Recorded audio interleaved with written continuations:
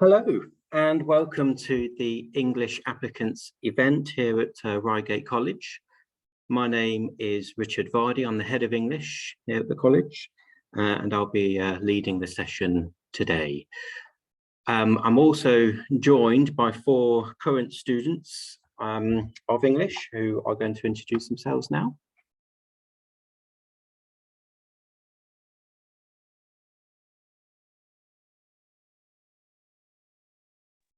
Okay.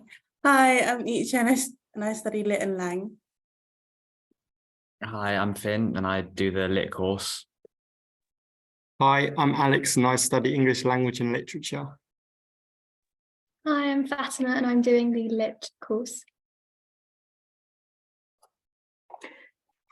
Great, thank you. So thank you all for joining and welcome to the English department and welcome to the event.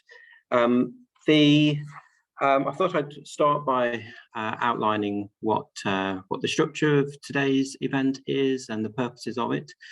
One of the important purposes is to clarify the two courses that we offer. We offer the English Literature A-level and the Language and Literature A-level, and to outline the differences and of course the similarities between the two courses.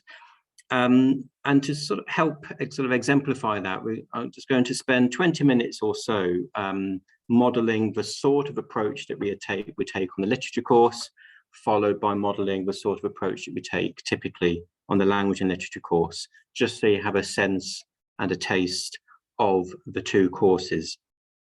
So we'll also obviously hear from student perspectives as well. We're talking about what it's like to be an English student at the college. And at the end, when we finished the literature sort of mini lesson and the language and literature mini lesson, there'll be an opportunity for question for us to answer any questions you might have. So there's the question asking a question facility on the Zoom webinar. So you can ask your questions at any point throughout the next hour, and we will endeavour to answer them at the end of the session. Some of the questions we'll be answering perhaps along the way as well.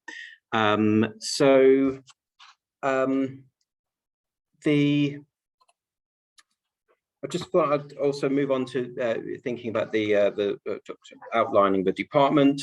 It is a very large department, very successful department. You can see here the results we were very pleased with the results. Some are just gone, where 79% of our students on the Lang Lit course, for example, achieved an A star, an A or a B. And 75% on the Lit course. So we're very pleased, and it's a very, as I say, successful department. We run a range of trips as well, especially to the theatre. Alex went with us to see Othello at the National Theatre a couple of weeks ago. Alex, you want to give your thumbs up, thumbs down in the middle about what you thought of that? There we go. So we go to the theatre often, and in the end of this year, as a regular thing, we go to see go to the Globe to see 2 Shakespeare plays as well. We also have lots of enrichment within the department. We have a reading group which meets an hour a week. To just basically a reading group is to discuss a text which the students all agree that they want to read, and then that's read and discussed and in the classic form. And we also have a creative writing club as well. So yeah, so it's a very large, very successful and very sort of dynamic department that we have. I'm not going to spend too long on this, but I thought it'd be useful to just outline the differences between the two courses, and you can see at a glance the main differences here. The differences really are sort of in red. Obviously on both courses we study literature.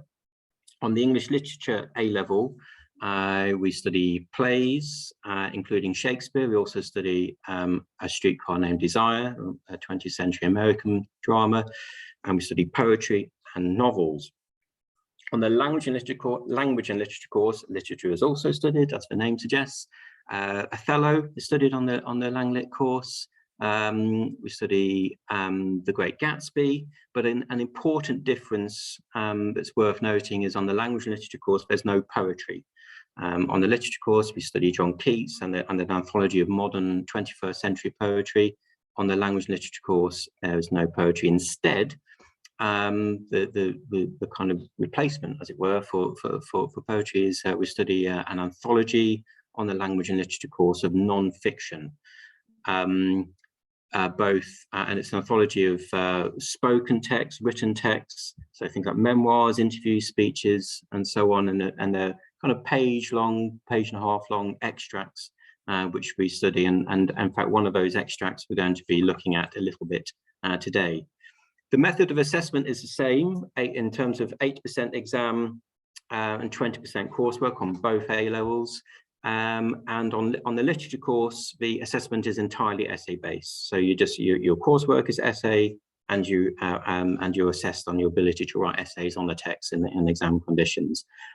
That is largely the case for the language and literature course as well, but crucially on the for the coursework on the language and literature course, there is creative writing.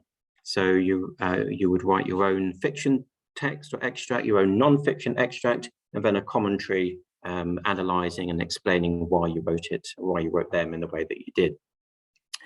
So that's an important difference as well. So we've got non-fiction on the language and literature course, poetry on the literature, and we've got creative writing on the language and literature course, and no creative writing on the literature course.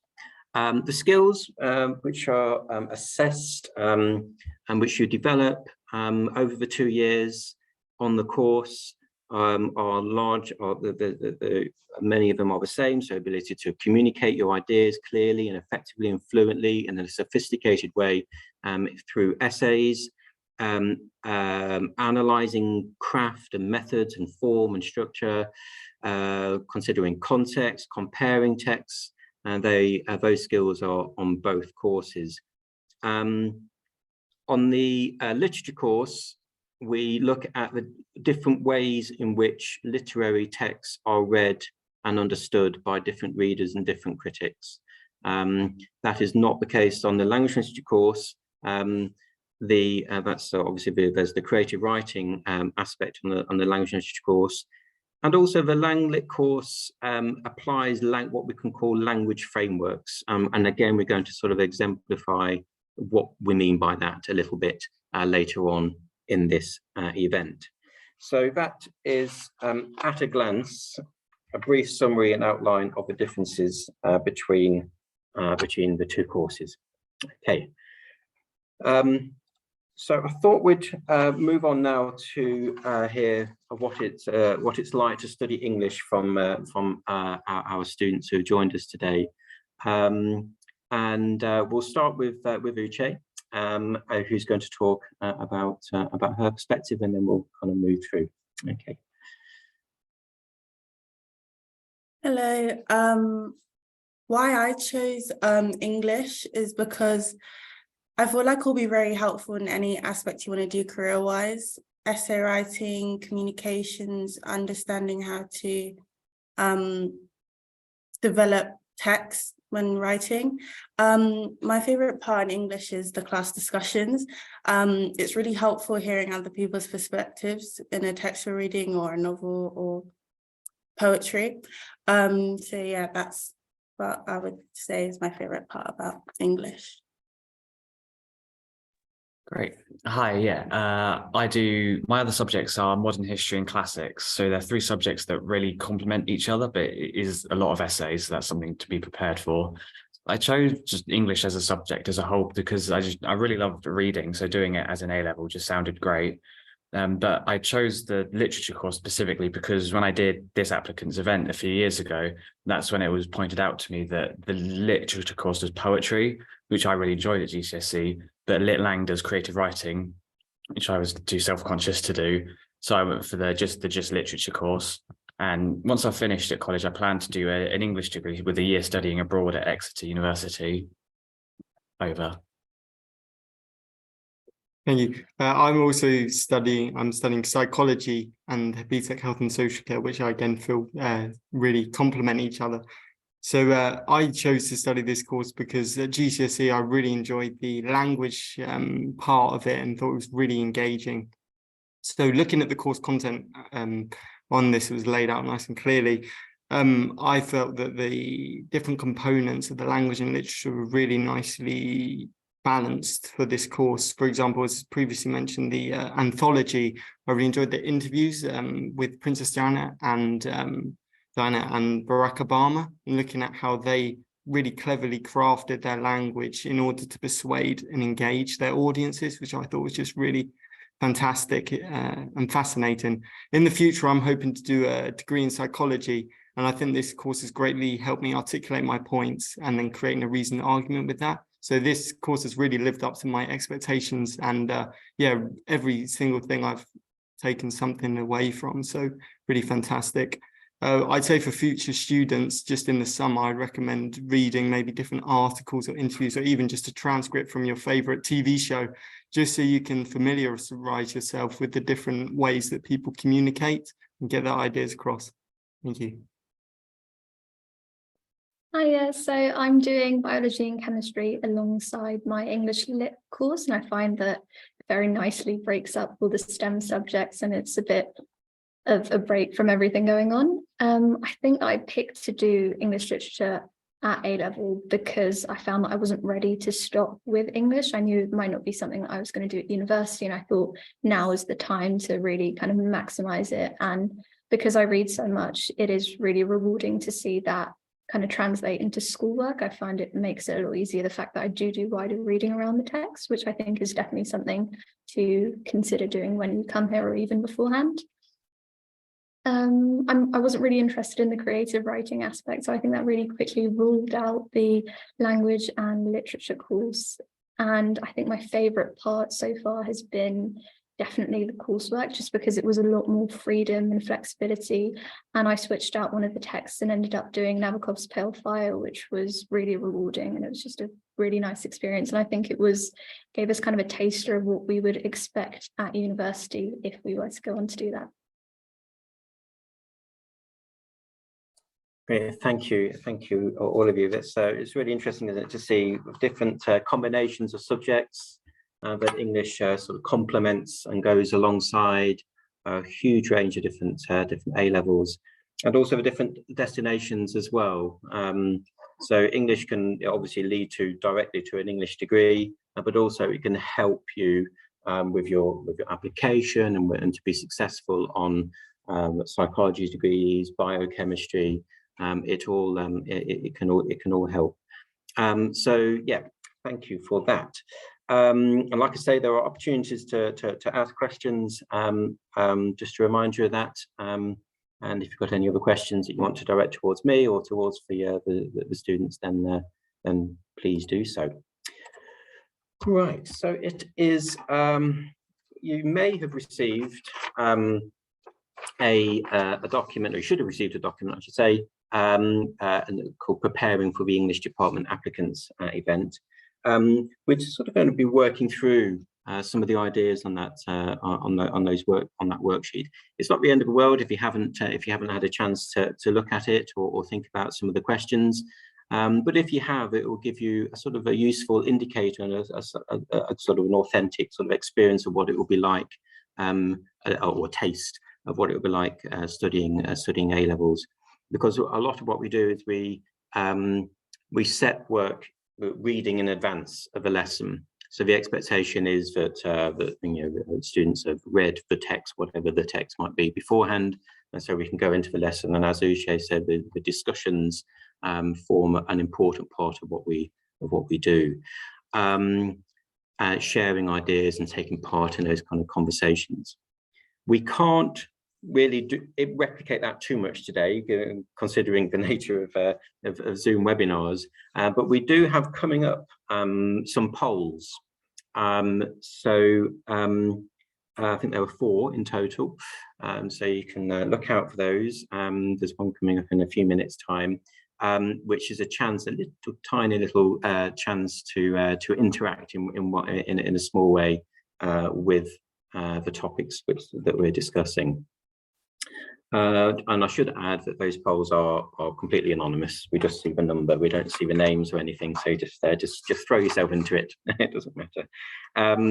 So we're going to start with the next 20 minutes or so. We'll be considering or giving a taste, or providing you with a taste of what an English literature A-level lesson can typically be like. And we're going to do that. We're going to base it on this sonnet by John Keats called On the Sea. And it is a text which is taught on the English literature A-level. So Finn and Fatima are familiar with this sonnet. And so again, it gives you a sense it's an actual real A-level text that we're going to be talking about and thinking about. I'll start by reading it. And this is like I say, it's a sonnet. We'll talk about what a sonnet is in a moment. Written in 1817 by the Romantic poet John Keats. It keeps eternal whisperings around desolate shores, and with its mighty swell gluts twice 10,000 caverns, till the spell of Hecate leaves them their old shadowy sounds. Often 'tis in such gentle temper found, that scarcely will the very smallest shell be moved for days from where it sometime fell, when last the winds of heaven were unbound. O ye who have your eyeballs vexed and tired, feast them upon the wideness of the sea. O ye whose ears are dinned with uproar rude, or fed too much with cloying melody, sit ye near some old cavern's mouth and brood, until ye start as if the sea nymphs quired. Okay, so we'll start with our first poll, which is should be coming up on the screen any moment. And like I say, just have a go at it. And the question is, what does Keats particularly admire about the sea? So there are a range of options there, and I'll just be interested to see where the majority of you are going to land on this. So have a go at the polls. The responses are already coming in. I can see them. An early winner is he is admiring the sublime scale and force of the sea, but there's others answers on there that are coming up.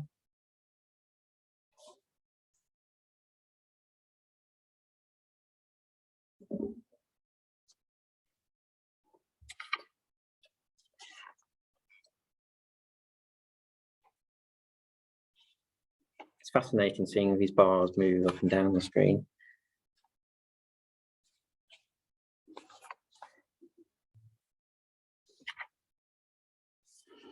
Okay, we'll say 20 more seconds, I think.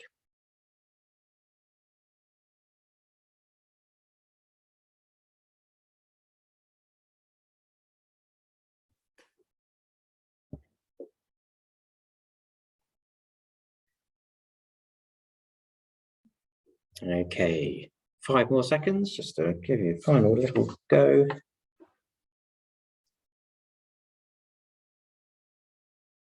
Right, so let's end the poll. Wow. We can see that the winning response is he admires the sublime scale and force of the sea. 46% of you suggested that was what this poem, what the speaker particularly admires. But also coming in, we've got he admires the way the sea changes. And the last one as well, the sea provides solace and an escape from the pressures and challenges of living in this world. So, like I say, this is a poem which is studied on the course, and Fatima has studied this poem, so Fatima, what are your thoughts? What do you think Keats admires particularly about the sea? I think probably the contrast that the sea's nature has. So it's both a gentle and a grand force to be reckoned with. And I think it inspires all in the speaker, which kind of reflects Keats's own ideas and notions of nature as this sublime power, which kind of the sea probably personifies it, or as a metaphor for. Thank you. So one of the points that we can see, I mean, on the poll was there's four or five different possible responses to this. In the classroom environment, we'd ask for, as we heard from Fatima, her particular view. Others in the class will have different takes, different readings, different perspectives. Some of which could be wrong. It is because some of these answers, he doesn't admire the sea at all. I think we'd struggle to perhaps justify that one. But there's more than one possible sort of ways of reading the poem, and at the heart of that would be those discussions. He sees he was inspired to write this. I always think at the Isle of Wight, apparently. You can see that's what that image is, those images are, and we can see that obviously he's admiring the sea, both the sublime, the eternal whisperings, the desolate shores, these kind of big aspects of the sea, but also the quietness, the gentle temper of the sea as well. But then in the second half of the poem, he seems to be talking to us, the reader, about what we should do. How should we respond to the sea? What effect does it have on us as we stand and gaze at it? And moving on to that, moving on from that, I should say, we have one of the questions on the worksheet that you were given. What is Keats instructing the reader to do at the end of a poem, and why? We noticed that he's instructing us to kind of stand and stare at the sea for its positive impacts that it might have on us. But why is he asking us to do that? Means that we need to kind of broaden our study out. We need to think about what the context of this poem are. And a key thing that we consider on the English literature course is the context, so the social context, the literary context, the cultural context, the biographical context, the different aspects which are surrounding the text, which might bear an influence on the ideas and on the attitudes. And one of the contexts of this poem, we could argue, is that it was written during the Romantic period in English literature, and Keats is identified as a kind of leading Romantic poet of that time.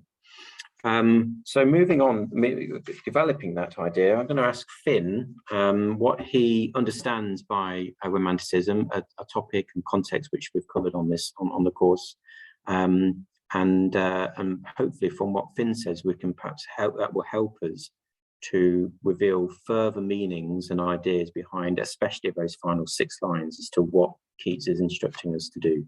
So over to you, Finn. Yeah, so Romanticism, first of all, it might not be what you first think it might be based on the name. I know the first time I heard it, it sort of conjured up ideas of sort of love or romance and relationships, and it's quite different to that. It's an artistic movement that focused on things like human emotion and the natural world by rejecting things like logic and urbanization. So it's really important for Keats because he was one of the Romantic poets. That's what he's called nowadays when you look back on him, alongside other famous poets that you might have done at GCSE, like Percy Bysshe Shelley, who wrote Ozymandias. So yeah, and Romanticism is a really important aspect of poetry for Keats. And in this poem, it's quite relevant where it sort of talks about taking a rest from the urban world and the sort of the logical world where your eyeballs are vexed and tired and sort of rest, like taking solace in the sea and sort of resting in it emotionally almost.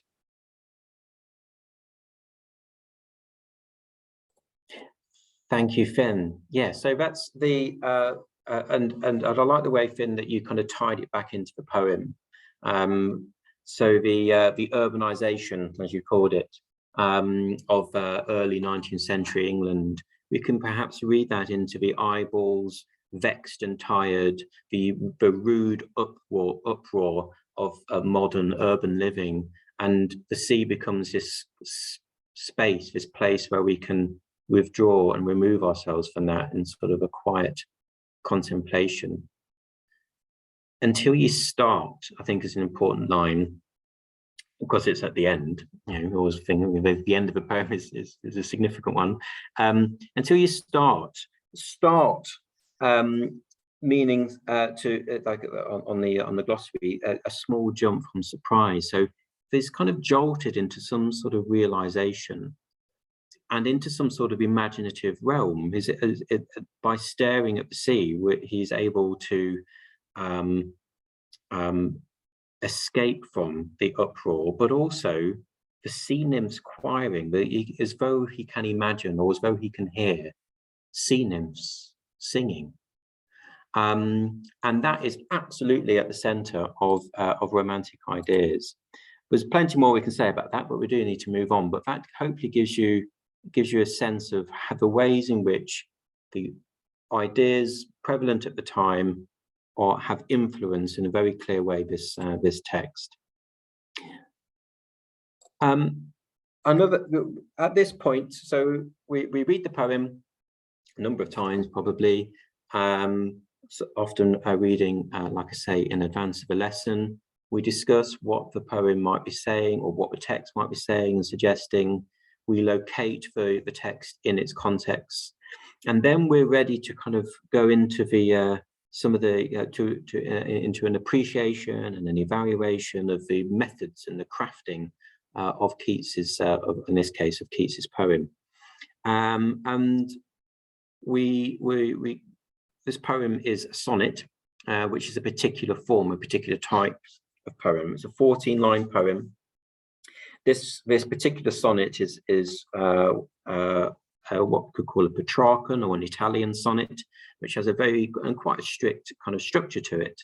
It's divided into an octave and a sestet. The octave from oct, meaning the first 8 lines, and that has a particular rhyming scheme of A, B, B, A, A, B, B, A. And then we have what's known as the volta, the turn in the poem, and then the sestet, in which in this case the rhyme scheme is C, D, E, D, E, C. But the built in to the structure of a Petrarchan sonnet is this 2-part structure. The first part, the octave in this case, is describing the sea and admiring it, its majesty, its changing nature. And then the sestet says what we should do about that. So we've got the sea in front of us, here is being described. The sestet develops that idea, and that is built in to the structure of the sonnet. The sestet, you can see, you'll note that has a different tone to it. We're immediately and perhaps surprisingly addressed by the poet. Oh, ye, something urgent there, as though, you know, if we're feeling a bit down, a bit depressed, a bit anxious, then perhaps we should make or rebuild those connections with nature. The sestet seems to be suggesting. So the structure of the poem is influenced obviously by the form, and as we see, it's a sonnet form. So we would in a lesson sort of explore that, analyze that, and think about how it links to meanings. We would, this will be very familiar with you, I know from GCSE, the kind of what we might call close analysis, by exploring and looking at some of the features, the methods, the craft of the poem.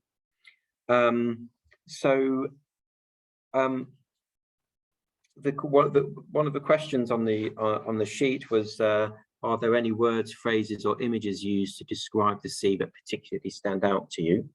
I would, in a lesson at this point, ask students what they've noticed, what they've picked out, what they've what stood out to them as readers of the poem. I won't be asking the 160 of you out there for your views, but I do have Finn and Fatima. So we'll start with Finn. What stands out for you, or stood out for you, perhaps when you first read it? One of the first things that I noticed was sort of the semantic field, and the linguistic repetition of sort of divine words, things like the spell of Hecate and the winds of heaven and the sea nymphs. And by sort of creating this imagery of sort of the gods and the divine, it really sort of reinforces to the reader how powerful Keats views the sea as. He views it as sort of like a divine being itself. Thank you, Finn. So focusing on the divine language and semantic field, and how that links to the importance and significance and perhaps the urgency of the poem itself. Fatima, what stood out for you? I think, again, it's the same thing that stood out to me the first time we read it. Is probably the first sentence, the eternal whisperings, which now, having read a lot of Keats and having that in hindsight, I can definitely say is a very Keatsian, very pretty kind of thing, which is unfortunately the only word I find I grasp at when we're doing class discussions discussing Keats. Is just his poetry is very pretty, it feels pretty, which, although it isn't a very articulate term, is the only way I can describe it. We also in class spoke about how Keats mentioned in a letter being inspired to write this poem by a line in Shakespeare's King Lear, which was, do you not hear the sea, its sound or its voice has haunted me immensely. And this idea is kind of a thread throughout the whole poem, the sound of the sea, the sound of the waves. It's something that the speaker can't really escape, and I find something really beautiful about that image. Great, thank you. And yeah, so linking service, that's a really powerful letter that Keats wrote. He was reading King Lear at the time, and that phrase, "Do you not hear the sea?" sort of echoed, because it's a very much focus on sound and sight. So we've got the senses at play here. I've just picked out a few things that we would probably focus on if we're looking at it in the lesson, as we did focus on when I taught it. So one thing I'd like to draw particular attention to, which is something Fatima picked up on, is the senses. Keats is famous for what could be called synesthesia, which is a mixing of the different senses. So the idea of eyeballs feasting. So eyeballs, or eyes, obviously don't feast. So mixing together the kind of visual and in this case the taste, the food. We've got cloying melody as well, which is a mixing of the cloying, which is again a suggestion of taste, and melody of music and of sound and the auditory image. So that is classically and typically kind of Keatsian sort of method. Very sensuous poet, pretty, as Fatima said, very poetic, very lyrical, as we see. Yeah, and there are others here. The contrasts, I think, are important. It's interesting how the rhyme really helps to enforce that contrast. I think mighty swell is rhymed with and contrasts with smallest shell. So looking at a rhyme scheme and form and so on. Just to finish off the Keats section, one aspect of the literature course is, as I mentioned earlier, looking at how different readers, different critics have interpreted or can interpret a text in lots of different ways. And we use those critical perspectives to form our own argument.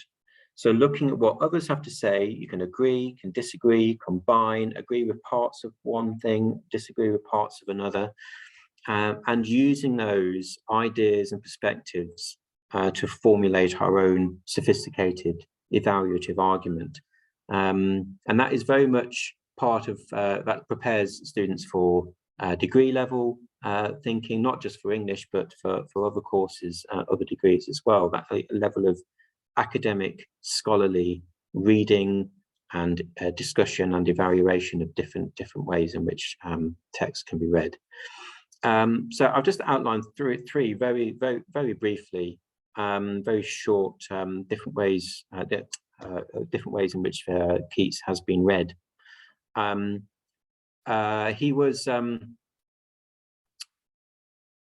had a small group of friends who admired his poetry, but many others, upon publication of his poetry, the critics rounded on him, especially and famously in this Blackwood's Edinburgh Magazine. And Keats was associated with what were known as the kind of Cockney poets, dismissed by sort of Tory readers as being a bit not educated enough.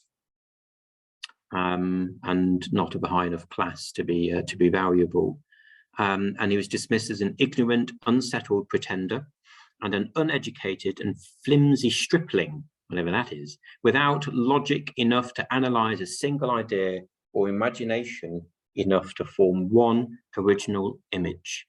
That is what a critic said upon publication of these poems. You might agree with that. You might look at this poem and think, well, actually, I've seen it all before. Of course, yeah, Eternity, of course, desolate shores. I've seen that. Mighty swell. Or you might disagree with that and think, well, actually, this is one of the most profound and original descriptions of the sea I've ever read, or somewhere between the two. Keats's critical reputation developed only after his death, and he instructed his friends to write the epitaph on his grave, famously as "Here lies one whose name was writ in water," meaning that he was concerned and worried that his name, his reputation, his poetry will just disappear, just like writing on water. Fortunately for us, that didn't happen, and his reputation was quickly kind of developed and grew, especially during the Victorian times. And Victorian pre-Raphaelites saw Keats as a group of painters, largely, and poets, as a poet of sensuous richness and vivid pictorial effects. So those critics or those readers would focus perhaps very much on maybe on the octave and looking at those descriptions of a shadowy sound, and how sensuous and rich that particular image is. More recently, critics have been interested in ways in which Keats radically engages with class, politics, and economics. So they might prioritize the sestet, perhaps, by focusing on the uproar rude of a city, the cloying melody, the din, and ways in which political and economic developments dissociate individuals from their environment. Anyway, so that is a brief glimpse into how we approach a text on the literature course. So thank you, Finn and Fatima, for your contributions in that. So we're now going to move on to have a taste of the language and literature course. And for this, we're going to be looking at an extract from a Charlie Brooker article on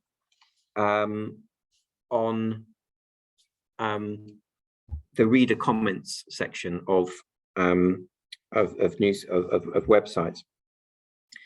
It's an extract from an article from The Guardian. You may have heard of Charlie Brooker, famous perhaps for more recently for the Black Mirror series, which he wrote and sort of produced. And in this article, he is explaining why he has decided to stop writing a weekly opinion column. The extract focuses on Brooker's views on the reader comments, which is the facility for readers to post a written response to his articles. This extract is taken from a longer text, which is on the Voices anthology that we heard mentioned earlier. Alex mentioned it being a particular kind of standout for him on the course. And so this is, again, like On the Sea, on the literature course. This is a text which we study on the language and literature course. So I'm just going to start by reading it. Too much talk for one planet, why I'm reducing my word emissions. Reader comments form part of the overall word storm. And it's true, I'm not a huge fan of them, but that's chiefly because I'm an elderly man from the age of steam who clings irrationally to the outmoded belief that articles and letters pages should be kept separate, just like church and state. I guess conceptually, I still think I'm writing in a newspaper, even though the reality of what that means has changed beyond measure since I started doing it. So now I'm sitting grumpily in a spaceship with my arms folded, wearing a stovepipe hat. Ridiculous. These days, most newspaper sites are geared towards encouraging interaction with a minuscule fraction of readers who bother to interact back, which is a pity, because I'm selfishly uninterested in conducting any kind of meaningful dialogue with humankind in general. I'd say Twitter's better for back and forth discussion anyway, if you could be arsed with it. Yelling out of the window at passers-by is another option. Okay. We're going to launch now the second Zoom poll of the evening, which is asking you, what are Brucker's views on reader comments? What does he think about this facility for writing comments on an article on the newspaper websites? So the poll should be coming up any moment. Again, just to remind you, it's completely anonymous, and just throw yourself into it, and I'll be interested to see what comes up.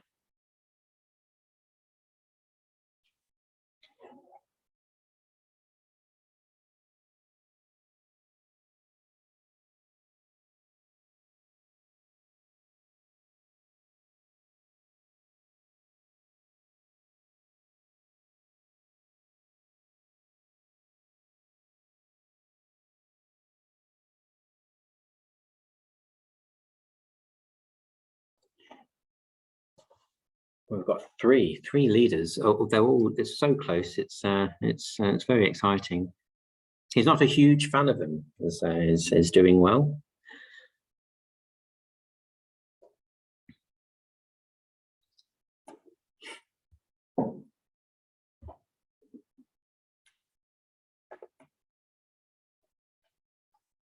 Yeah, it's really interesting how even the spread these three are.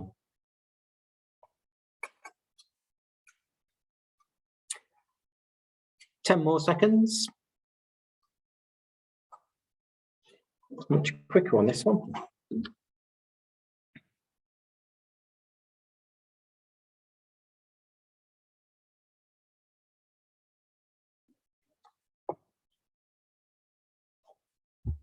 Okay, let's finish there.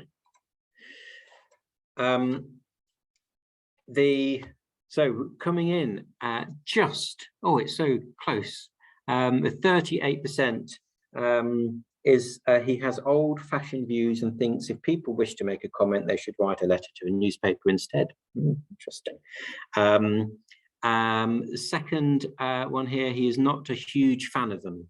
Yeah, I think we can all agree on that one. And another one which many of you have voted for, he isn't bothered about what people have to say, and it is the wrong forum for this kind of interaction. So yeah, I think those the last two, a huge fan and he isn't bothered, I think are particularly interesting and convincing readings, but there's more than one. So we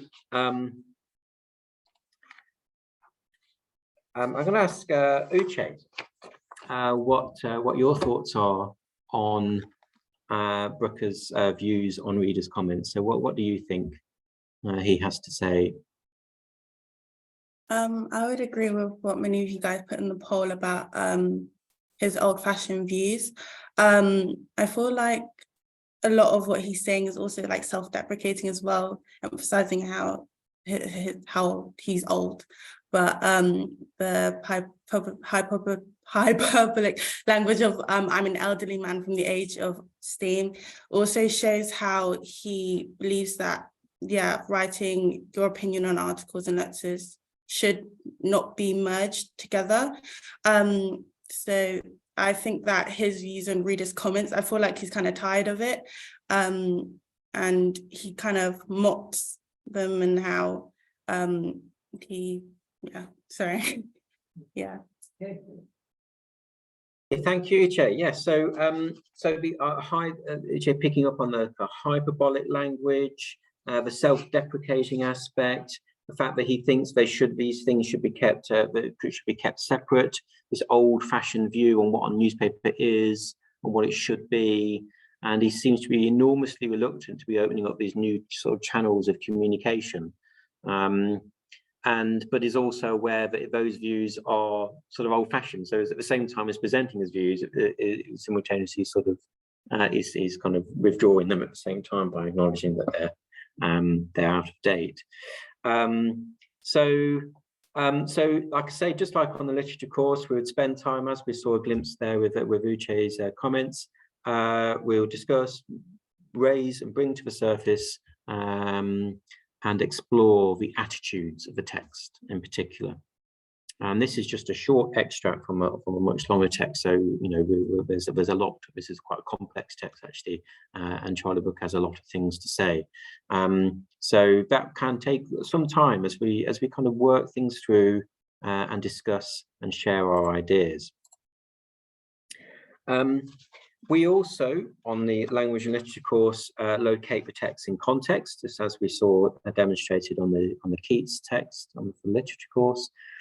So yes, we look at historical, social, cultural, literary context in the language and literature course, but especially for the Voices anthology, we also consider perhaps more specifically about some specific context. Sorry, we look at what type of text it is, the genre, just like we saw with the sonnet, and of course, this being an opinion column, it comes with all sorts of tropes and conventions that Charlie Brooker would be engaging with.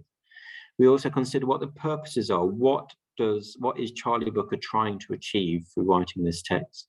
And we also consider who he has in mind, who's the likely reader, or who are the likely readers of this text, and to what extent has that affected or influenced the way the ideas and the language which are being used. So the third Zoom poll is coming your way, and this one is asking you, what type or types of audience do you think this article is aimed at? Now, of course, there's more than one possible answer here, but I should have said this earlier, you can only choose one. There's only capacity for one answer. But have a go at this Zoom poll, which should be winging its way. Here it is. Like I say, the question is, what type or types of audience do you think the article is aimed at? So have a go at this. There's some clues on the slide we can just make out as well.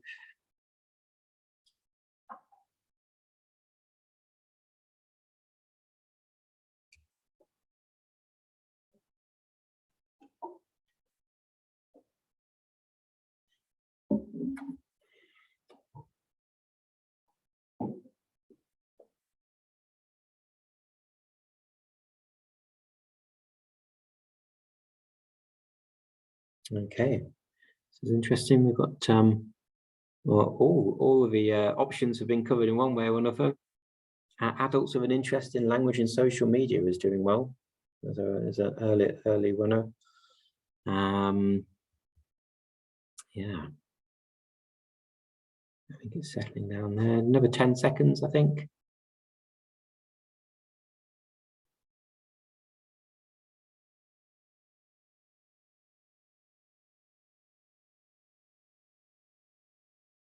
Okay, we'll finish it there. Excellent. So coming in, it's very close again. It's like the other one. adults with an interest in language and social media, very much so. If you're going to read this headline, too much talk for one planet while I'm reducing my word emissions, you're going to, it's clearly flagging up and signaling what this text is about, and will draw in people with an interest in language, people with an interest in social media. Perhaps Twitter users as well. We've got 7% of you have identified that. Now, this bottom one is an interesting one. This article appeared in the Guardian, and on the course we might consider who reads the Guardian. Classically and typically, it tends to be teachers, and left-wing university educated is the might describe a stereotypical, really, reader of the Guardian. So, you know, potentially that might be something that could be worth exploring. Fans of Charlie Brooker, certainly, and he has a lot of them. He's a very good writer, yeah. So different types of audiences, and then we would go on to consider the ways in which the text has been influenced by the audience that it's aimed at, its target audience. We're just going to, this is our fourth poll now, and final Zoom poll of the evening. And this one is asking you, how would you describe the overall tone of this extract? I think you would perhaps all agree that it's got quite a distinctive tone, perhaps a surprising one from a newspaper article in a kind of in a broadsheet newspaper. Yeah, so this final poll is asking you, how would you describe the overall tone of this extract? So it should be popping up any moment.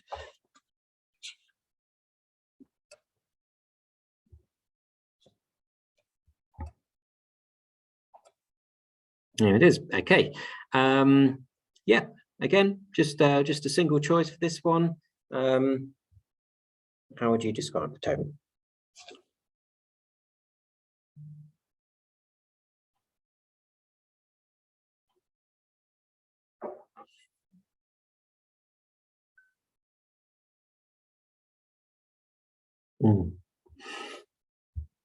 Humorous is doing well. 29% of you identifying that as the tone.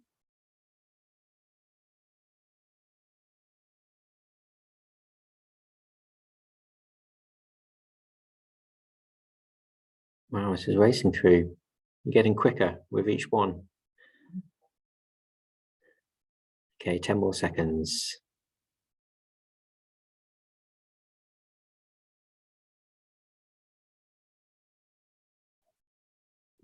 Okay. Here we can see we've got three leaders on this one: humorous, chatty and informal, and bitter.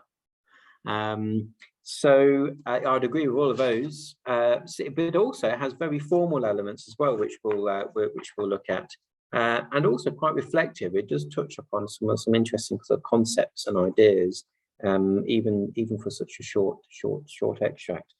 I'm going to ask Alex a question now. How would you describe the overall tone of this extract? What are your thoughts on that?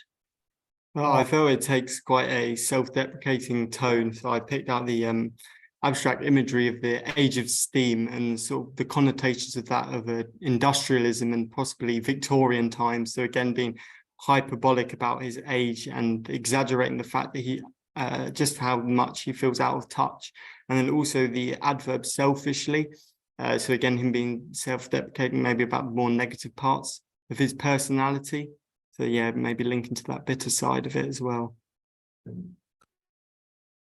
Thank you, Alex. Yeah, so the cover it, in fact, in that response, you cover 2 or 3 different types of tone. There's different levels, there are different tones at play here. And then we'd sort of, on the language literature course, we'd focus perhaps even more than on the literature course at some of the, what you might call the nitty gritty, the almost forensic analysis of the language which is being used by applying a range of different language frameworks. So looking at the language, the lexis, the grammar, the sentence structures, the overall discourse, the overall sort of patterns and structures of the text. And we go into quite a lot of detail here, and it requires, and what you develop on this course is a very detailed and very assured understanding of how language works, or what language is, and how it developed, and how it's used to suggest meanings and bias and so on. I would ask Uche, what perhaps an aspect that you covered when you studied this text in class, of some perhaps one or two of the techniques that Brucker is using to make his argument more convincing, more entertaining for us. I would say he's quite a bit of sarcasm in his text when he was talking about the next time he posts, or writes an article, that it won't just be online but on a newspaper. And then he mocks talking about like what a newspaper is, how it's a foldable thing made of paper and it catches on fire really easily. He's mocking how people are really consumed in technology, and I really like how he came about it. Thank you. And Alex, what did you what can you identify any techniques that you think Brucker is using? Well, I picked out the mild expletive of asked with it. Hopefully I'm allowed to say that. But I think that really indicates his frustration, which is prevalent throughout the piece, but also then does reflect the type of text, because it is that broadsheet newspaper. So he is using restricted language still. So yeah.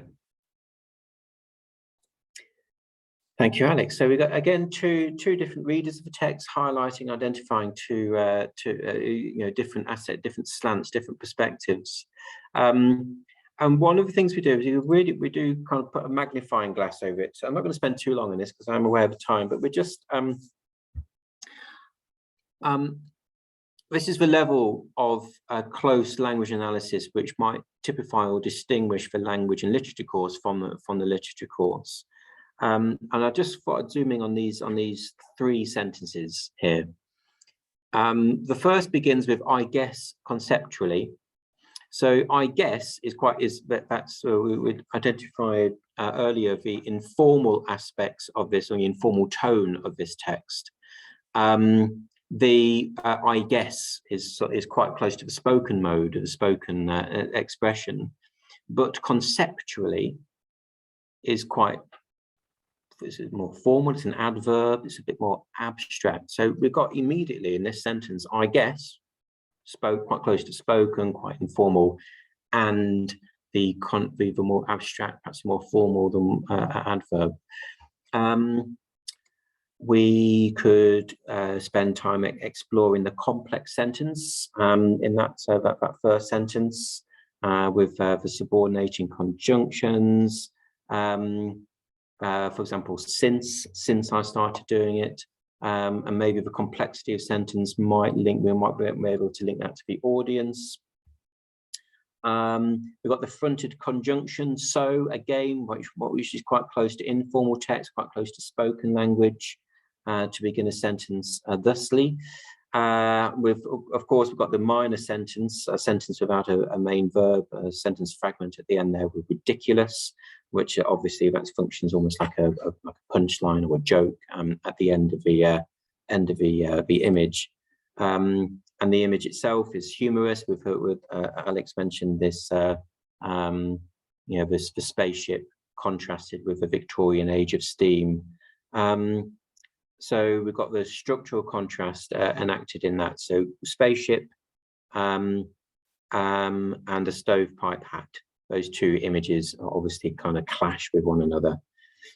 Grumpily, you might want to focus on that and that kind of bitter expression, the bitterness of the tone that Charlie Brucker is adopting. So that level is distinct, like I say, distinguishes the language and literature course. Another aspect of a course, is creative writing. So one thing that we might do after studying it, and if it's at a particular point in the course, we might, for example, write a chapter from a memoir describing your encounters with social media as a teenager, using perhaps some of the ideas and maybe some of the language features and stylistic aspects of Charlie Brooker to kind of influence you and as a model. So we also kind of used a reading to bounce into some writing as well, especially obviously for the coursework for that. So hopefully that has outlined for you the differences and given you a taste, just a small taste, a Keatsian taste of the differences between the literature course and the language and literature course, and also of course the similarities. Hopefully you can then ensure that you make a sort of an informed decision when you decide which course you want to do, or it may have helped you to make up your mind if you were undecided. Now there are, like I said, there have been opportunities for questions, which have been sort of winging their way over the last hour. So this question, I'm just going to read this out. I want to do the same course as Finley and Fatima, I assume, or the same course. I see the same 3 courses. I'm sorry, I misread that. I was wondering how they pair together, whether the amount of essays is overwhelming. First of all, you've got great taste in subjects, so well done for that. But I think rather than the amount of essays being overwhelming, I think it's really sort of useful doing those 3 subjects, even though they're 3 essay-based subjects. The skills you'll learn in one subject, you can apply to all the other essays that you're doing, all the other subjects. So it's not that it will feel like overwhelming in too many essays. It's just that the skills are so transferable and interconnected that it's really useful doing those 3 subjects, I think. Yeah, great answer. Yeah, so I think, yeah, it's not overwhelming in the sense that it's complementary. I mean, one course helps the other. Okay, thank you for that. So this next question, as students, do we need to buy our course books? Uche, do you want to answer that one? Do you need to buy your books? Kind of. On the, not technically the college shop, there's like a £75 fee to be using school equipment, like the books and stuff. So yeah, kind of you have to pay. Yeah, you do have to pay. Not kind of, yeah. Yeah, I just come in there. It's a deposit, which is paid, which secures all of your equipment and textbooks and so on from the courses. And if you return your books at the end, you do get that money back. Yeah, so books are issued at the beginning of a course, and we use those for exams. You need to bring them to the exams and for assessments and so on. But also some students like to buy their own sort of cheap second-hand edition so they can write in them. Just a nod from the 4 of you if you've done that. A shake. Okay, two of you, two and a half. I can't tell from better. Yeah, so some students choose to buy their own, just a cheap edition which they can write in, but books are provided.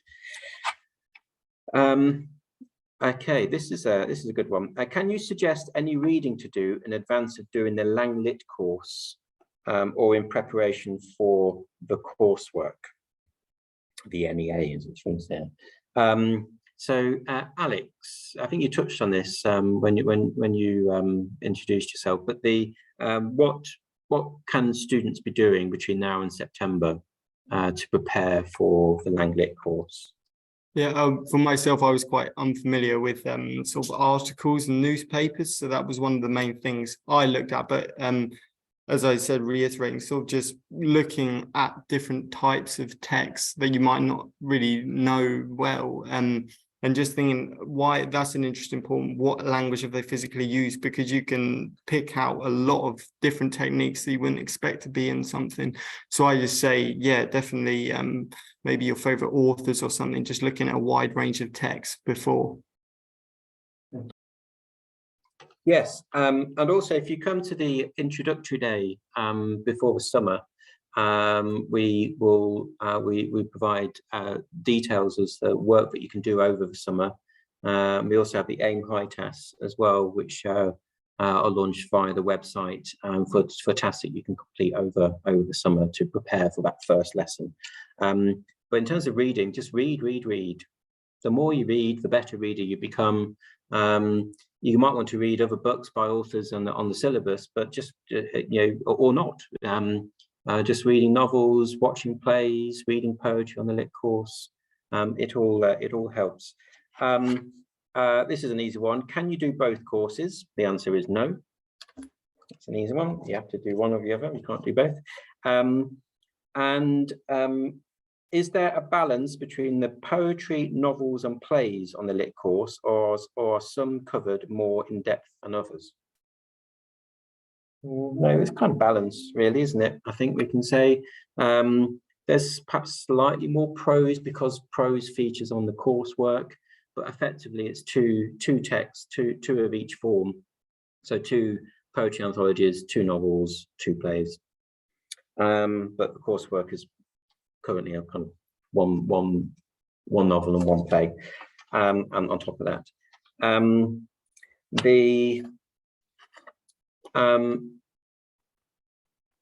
how many hours per week are spent in class?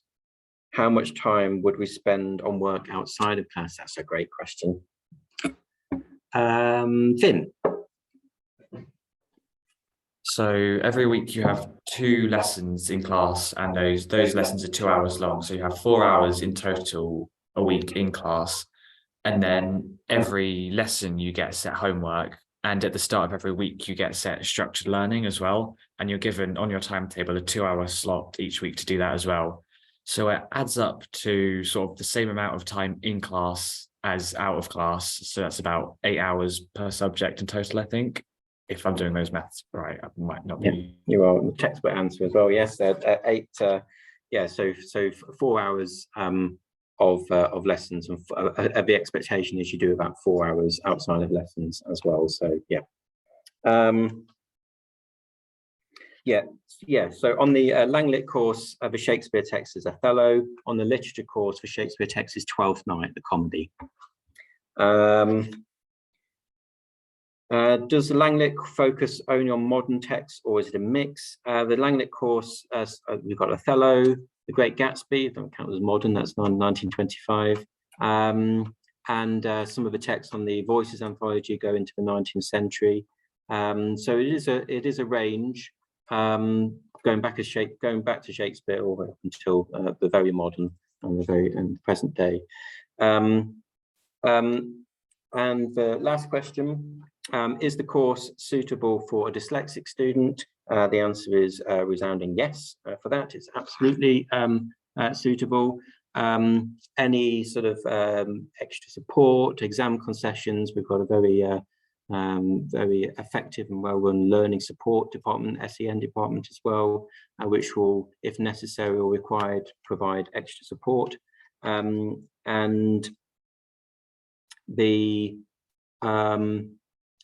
that support is available if required, but and students who have dyslexia, very often they adopt their own, they're aware of it, and they adopt their own strategies to both in the lesson and outside of lessons to ensure that that they continue with the high quality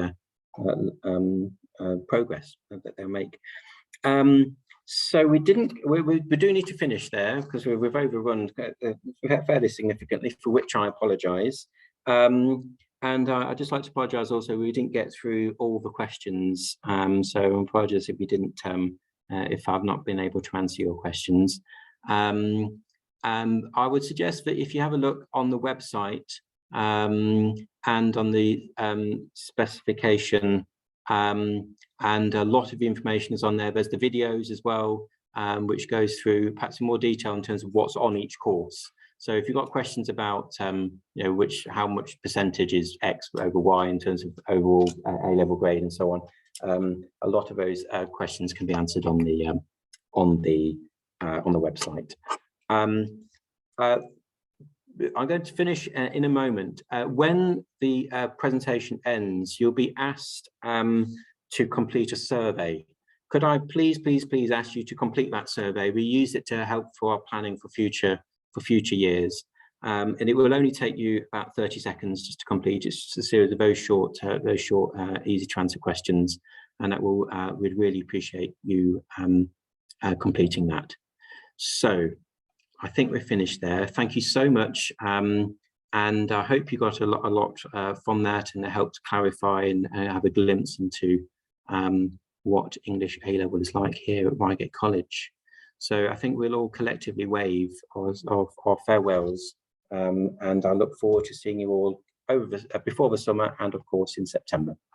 Okay, bye-bye. Thank you.